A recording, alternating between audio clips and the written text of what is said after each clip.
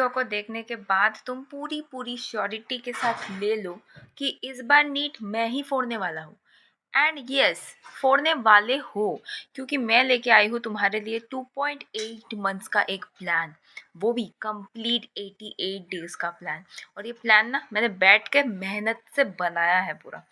तो इस प्लान को फेल होने का तो कोई चांस ही नहीं है। ठीक है, पहले मेरा इंट्रो दे देती हूँ। So hello guys, welcome back to my channel. मेरा नाम है Megha Chakraborty and I am a NEET UG category guide. And बहुत सारी बातें आज करने वाले हैं फिजिक्स के बारे में, कि एकदम ज़ीरो से लेके हीरो कैसे बनना है हमें फिजिक्स में।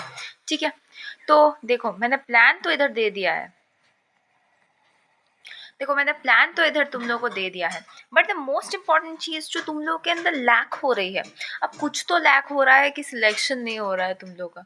अब देखो ड्रॉपर्स भी बहुत सारे हैं, पर देखे तो कागजात में ड्रॉपर्स सबसे ज़्यादा होते हैं, फ्रेशर्स होते हैं कम। और फ्रेशर्स क्या होता है, देखो 60% चांसेस में ये होता है कि फ्रेशर लगा देता है, पर ड्रॉपर्स नहीं लगा पाता। Now the reason I may ask is why, ऐसा क्यों हो रहा है, ऐसी होने की वजह क्या है, या ऐसा होने का मेन पर्पस क्या है, ऐसे क्यों हो रहा है। क्योंकि ड्रॉपर्स लेते हैं, पहली बात तो है टेंशन, और फिर बहुत ज़्यादा वो लोग वर्कलोड ले लेते हैं। ठीक है, बहुत ज़्यादा वर्कलोड से जूझते हैं, बहुत ज़्यादा काम करते हैं, मेहनती होते हैं।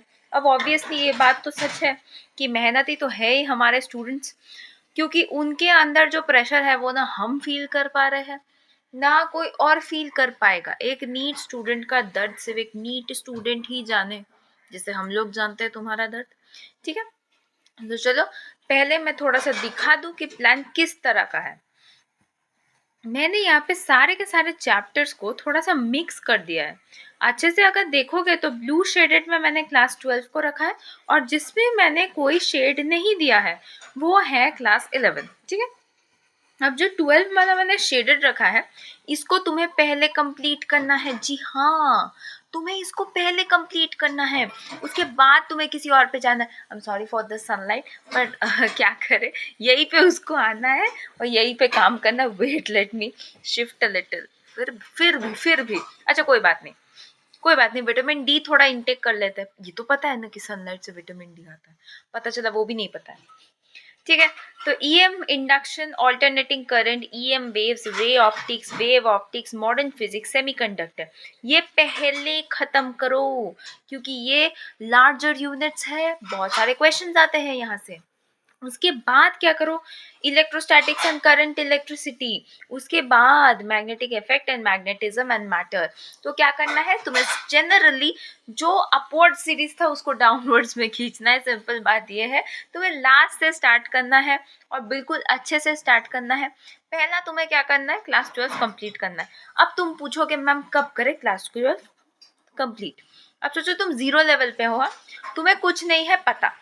ठीक है, तो उस केस में तुम्हें क्या करना है, तुम्हें उस केस में थोड़ा सा मेहनत करना है। मेहनत कैसा है कि सोचो, मैं 1 जनवरी से पकड़ती हूँ। ठीक है, 1 जनवरी है तुम्हारा न्यू ईयर, मौज मस्ती थोड़ा चलता रहेगा। आई टोटली अंडरस्टैंड कि 1 जनवरी न्यू ईयर है, मौज मस्ती चलेगा, कोई बात नहीं। ठीक है, 2 जनवरी से एक प्लान बनाओ 2 फरवरी तक। कितना, 2 जनवरी से प्लान बनाओ 2 फरवरी तक। Now let me interrupt you. 2 फरवरी तक मैंने तुम्हें कहा, पर ऐसा होता है, ऐसा मैक्सिमम केस में होता है कि यहाँ से ना तुम्हारे एटलीस्ट 6 to 7 डेज ना प्रैक्टिकल की वजह से वेस्ट हो जाएगा। यानी कि तुम प्रैक्टिकल्स की वजह से प्रैक्टिकल को पढ़ते रह जाओगे और तुम्हें टाइम नहीं मिलेगा उस मोमेंट पे प्रिपरेशन करने का। सो अब क्या करें, अब हम लोग क्या करेंगे, 2 फरवरी के जगह हम लोग एटलीस्ट उसको 8 फरवरी का टाइम देते हैं। ठीक है, अगर ऐसा तुम्हारे साथ सिचुएशन हो भी जाता है कि तुम्हें टाइम नहीं मिल रहा है, तुम किसी भी तरीके से मैनेज नहीं कर पा रहे हो, कोई बात नहीं, पैनिक लेने की कोई ज़रूरत ही नहीं है। ठीक है, हम लोग क्या करेंगे, उसके डेट्स को थोड़ा इधर उधर कर देंगे। ठीक है, ताकि हम लोगों के कन्वीनियंस के हिसाब से हमें ईजी हो काम करना। ओके ओके, तो देखो ये 1 मंथ प्लान बनेगा, और 1 मंथ प्लान में हमें कंप्लीट करना है इतने सारे चैप्टर्स। ठीक है, इतने सारे चैप्टर्स हमें करने हैं कंप्लीट। देखो उधर देखो, 2 2 4 दिन, 5 12 इधर हो गया 16, 16 3 19, 19 प्लस 4 23, 23 प्लस 7 30, 30 तो इधर ही कंप्लीट हो गए। उधर हो गया 34, 38, 38, 40। अच्छा ठीक है, ये 40 डेज का प्लान बन गया है। क्लास 12 वाला जो है ना, वो तुम्हारा 40 डेज का प्लान बन चुका है, यानी कि 1 महीना 10 दिन। अब अच्छे से कैलकुलेट करो। मैंने टाइमिंग्स कुछ इसी प्रकार दिया है तुम्हें। देखो, अगर तुम इन टाइमिंग्स पे खत्म कर पा रहे हो तो जानो कि तुम्हारा टाइम बहुत बचने वाला है, क्योंकि तुम्हें 11th के लिए प्रॉपर टाइमिंग मिलने वाली है। और अगर तुम 12 को प्रॉपर टाइमिंग में खत्म नहीं कर सकते, आई एम सॉरी, बट तुम्हारा 12 सच में डेंजर में है अगर प्रॉपर टाइमिंग में खत्म नहीं किया तो। ठीक है, ये मैंने 12 के बारे में बता दिया। 11 कब करना है? 11 भाई तुम्हारी मर्जी है, तुम चाहे तो दिसंबर में कर लो, क्योंकि अभी भी तुम्हारे पास टाइम है। आज 18 तारीख है।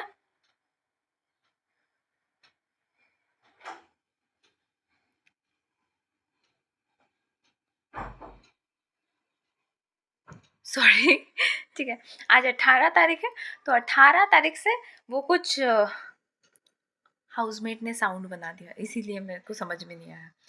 तो आज 18 तारीख है, पर 18 तारीख होने के बावजूद अभी भी हमारे पास 30 तारीख तक टाइम है। चाहे तो हम लोग 11 को ख़त्म कर सकते हैं, अगर तुम थोड़ा फास्ट जा सकते हो तो। ठीक है, बात कर लिया पूरा मैंने। क्या गजब का सनलाइट है, मैं भूतनी लग रही हूँ इस मोमेंट पे। ठीक है, तो मैंने इसके बारे में भी तुम्हें बता दिया। ठीक है, मेनली मेरा फोकस था क्लास 12 के ऊपर, बिकॉज वो लोग बहुत दिन से पूछ रहे थे कि मैम कैसे करे कैसे करे ना। दूसरा एक चीज़ जो मुझे बिल्कुल बताना है और ज़रूर बताना है, क्योंकि इस चीज़ पे इतना ज़्यादा कमेंट, माय गॉड, मैंने आशा भी नहीं किया था। रिवाइज कैसे करें? मेरे पास एक छोटा सा उपाय है रिवीजन बताने का। कभी कभी होता है ना कि तुम काम को स्प्लिट कर लो, तो इस केस में क्या करो, काम को स्प्लिट कर लो। पहले 12 डीज के लिए बता रही हूँ। 12 डीज के लिए, पहले 12 का चल रहा है, 12 डीज के लिए बता रही हूँ। एक दिन क्या करो, पहले तो तुम थ्योरी को 1 डे रिविजन करो, यानी कि एक दिन में थ्योरी को लिपटाओ।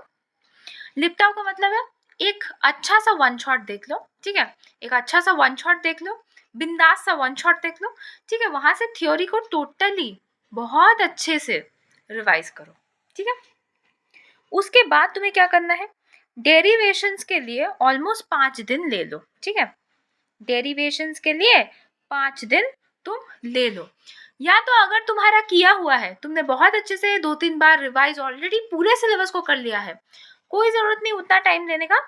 5 डेज की जगह तुम उसे बस 1 डे कर दो। ठीक है, और न्यूमेरिकल्स, न्यूमेरिकल्स बेटा कभी एक दिन में न्यूमेरिकल्स खत्म नहीं होता है। ठीक है, ये तुम भी जानते हो, मैं भी जानती हूँ, और पूरी दुनिया जानती है कि एक दिन में न्यूमेरिकल्स कभी खत्म नहीं होता है। ठीक है, तो वो हो जाएगा 2 डेज। ठीक है, वो 2 दिन हम लोग ले लेंगे न्यूमेरिकल्स के लिए। मैं मान के चलती हूँ कि तुमने एक बार ऑलरेडी 12 पूरा कंप्लीट कर लिया है, मैं उस लेवल से बता रही हूँ। अगर कोई 0 लेवल पे है, थ्योरी 1 डे में ही खत्म करना है। नो मैटर कुछ भी हो जाए, तुम्हें थ्योरी 1 डे में ही खत्म करना पड़ेगा। ठीक है, डेरिवेशन के लिए ले लो 5 दिन।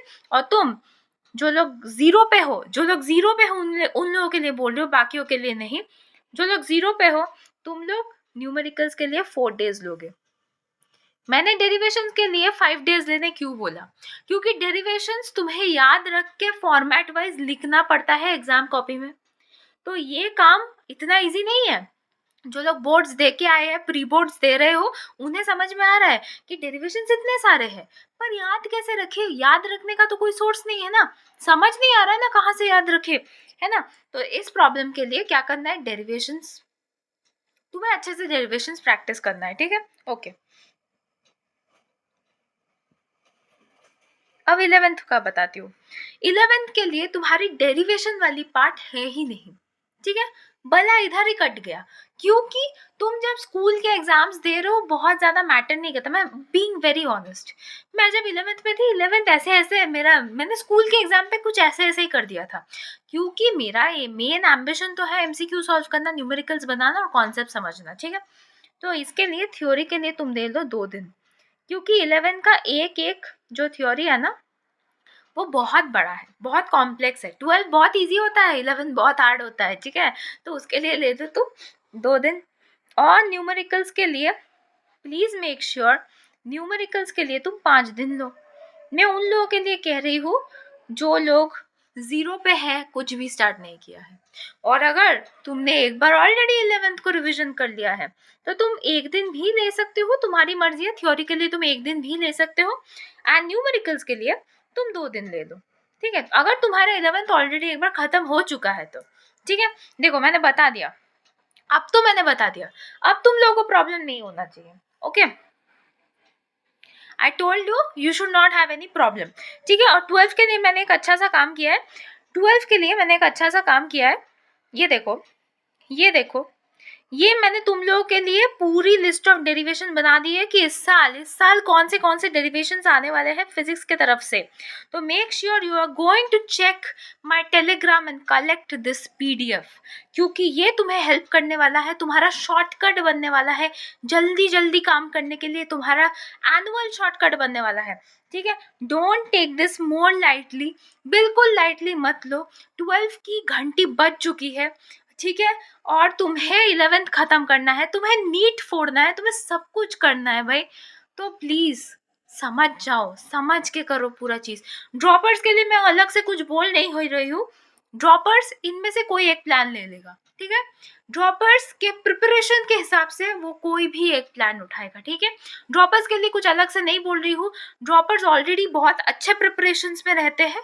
फिर भी अगर कोई ड्रॉपर ऐसा है कि पूरा साल वेस्ट चला गया, कुछ समझ में नहीं आया, नहीं हुआ, ठीक है, तो ये प्लान तुम्हारे लिए है। ओके ओके, प्लान वाइज सब कुछ हो गया, मैंने सारा का सारा बात कर दिया, कैसे रिवीजन करना है, कैसे कौन से दिन को अलॉट करना है, थ्योरी कितने दिन, डेरिवेशन कितने दिन, न्यूमेरिकल्स कितने दिन, सब कुछ मैंने एक ही बारी में बता दिया है, ठीक है। अब जो बताना रह गया है वो बहुत सीरियस चीज है, मेरी बात ध्यान से सुनो, मेरी बात बिल्कुल ध्यान से सुनो। नीट बस एक एग्जाम है, ठीक है। और जिंदगी में पता नहीं कितने एग्जाम्स आएंगे, एसएस आएंगे, नीट आएगा, एमडी आएगा, ठीक है। एमडी तो नहीं बोलते उसको, अभी नेक्स्ट एग्जाम बोलते हैं, नेक्स्ट आएगा। तो पता नहीं कितने सारे एग्जाम्स आएंगे जिंदगी में और तुम्हें हर बार ये पैनिक अटैक होगा। बट इसका ये मतलब नहीं है कि तुम अपनी नींद को सैक्रिफाइस करके करोगे सारा का सारा काम। No, you should never do that. Don't sacrifice your sleep for just some marks. करो सैक्रिफाइस, मैं ये नहीं बोल रही हूँ कि कंफर्ट जोन से मत निकल के आओ, पर इतना नहीं कि तुम्हारा हेल्थ बिगड़ जाए। मुझे बहुत बुरा लगा, 2-3 मेरे सब्सक्राइबर्स ने मुझे कहा, one of them was of my age, he was a guy and he was telling that मेरा मेंटल पीस बिगड़ चुका है, मेरा स्लीपिंग शेड्यूल खराब हो चुका है। Now I was so sure कि ये सब होने की वजह से स्लीपिंग शेड्यूल को क्या हो रहा है, इफेक्ट पड़ रहा है, तुम्हारे दिमागी इफेक्ट पड़ेगा। अगर तुम्हें मेहनत करना है, 12-13 घंटे मेहनत करना है, तो तुम्हें 8 घंटे की नींद भी तो लेनी है। मैं सच बताऊँ तुम्हें, मैं 12 बजे सोती हूँ, 8 बजे उठती हूँ। अगर मैं 6 बजे उठ जाऊँ मेरा 4 काम आसान हो जाएगा, पर मैं क्यों नहीं उठती? क्या मैं इतनी ज़्यादा बच्ची हूँ कि मुझे पता नहीं है कि 6 बजे उठने से मेरा 4 काम आगे हो जाएगा? होगा मेरा 4 काम आगे, पर मैं सोई रहती हूँ बिकॉज मेरे को 8 घंटे की एनर्जी चाहिए ताकि मैं सारा दिन उसे रेगुलेट कर सकूँ, है ना। मैं यही कहना चाहती हूँ गाइस कि सब करो, सब कुछ अच्छा है, ठीक है। अभी भी टाइम है तुम्हारे पास, तुम करोगे, स्टार्ट करोगे तो हो जाएगा। पर उसकी वजह से खुद के स्लीप साइकिल को अगर बिगाड़ दिया, अगर तुमने एटीपी को बिगाड़ दिया, तो एनर्जी कैसे मिलेगी भाई? स्लीप साइकिल तो हमारा एटीपी है ना। तो अगर हमें चाहिए एनर्जी तो हमें बहुत अच्छे से स्लीप साइकिल को मेंटेन करना पड़ेगा, ठीक है। ओके, आई थिंक मैंने बहुत बात कर दी आज। Yes, I told a lot, ठीक है। So thank you, I love you people. तुम लोग बहुत सपोर्टिव हो, बहुत मतलब सजेशंस मांगते हो मुझसे। मैं फिर भी बोलूँगी कि आज का सेशन यहीं पे समाप्त हो रहा है, पर इसका मतलब बिल्कुल नहीं है कि हम लोग फिर से बात नहीं करने वाले हैं। हम मेरे साथ बात करने के लिए टेलीग्राम पे आ जाओ, कोई भी प्रॉब्लम हो रहा है मुझे सीधा सीधी बताओ, कोई प्रॉब्लम नहीं है, ठीक है। मैं बता रही हूँ तुम्हें, कोई प्रॉब्लम नहीं है, ठीक है। तुम्हें बस आना है, ये बताना है दीदी मेरा ये नहीं हुआ, वो नहीं हुआ है, और मैं कैसे करूँ, हमको बस बता दो। And I will be giving you a sure short plan, ठीक है। ऑल्सो मैं एक चीज़ तुम्हें कंक्लूड करना चाहती हूँ, बहुत जल्दी मैं आउट ऑफ एनसीईआरटी वाले टॉपिक्स को कवर करने वाली हूँ, तो मेरे चैनल से जुड़े रहो, क्योंकि टेलीग्राम पे तुम्हें नोट्स मिल जाएंगे, तो वो नोट्स तुम्हें कलेक्ट करने हैं, क्योंकि आउट ऑफ एनसीईआरटी टॉपिक्स तुम्हें पढ़ना है। इसके लिए तुम्हें अपने ऑनलाइन एडुकेटिंग टीचर्स को भरोसे में रखना पड़ेगा, क्योंकि यहाँ पे एनसीईआरटी ज़्यादा हेल्प नहीं करने वाली है, हम लोग तुम्हें हेल्प करने वाले हैं। We online educators will be helping you, ठीक है। उसके साथ एमबीआई का पार्ट 2 फाइनली आने वाला है, ठीक है, फाइनली आने वाला है। My exams are over for still now, vacations की वजह से थोड़ा पॉज पड़ा है हमारे एग्जाम शेड्यूल्स में, तो मैं अभी कवर कर दूंगी, ठीक है। Don't worry, don't panic. मुझे पता है बहुत जन गुस्सा हो गए हैं कि एमबीआई का सेकंड पार्ट कैसे नहीं आया दीदी, आ जाएगा, बहुत जल्दी आ जाएगा। पर उसी के साथ साथ आउट ऑफ एनसीईआरटी वाले टॉपिक्स के भी वीडियो बहुत जल्दी आने वाले हैं, तो तुम्हें मेरे चैनल से जुड़े रहना है। ये नहीं दिखना चाहिए कि चैनल से जुड़े नहीं है, बहुत जन को देख रही हूँ चैनल से जुड़े नहीं है, पहले 84 था अभी कुछ 80 बन गया है, ऐसे नहीं चलेगा। तो ज्वाइन करो मेरे चैनल को, ठीक है। ओके, तो आज के लिए इतना ही, दैट्स इट फॉर टुडे। मिलते हैं नेक्स्ट सेशन पे। Thank you so much.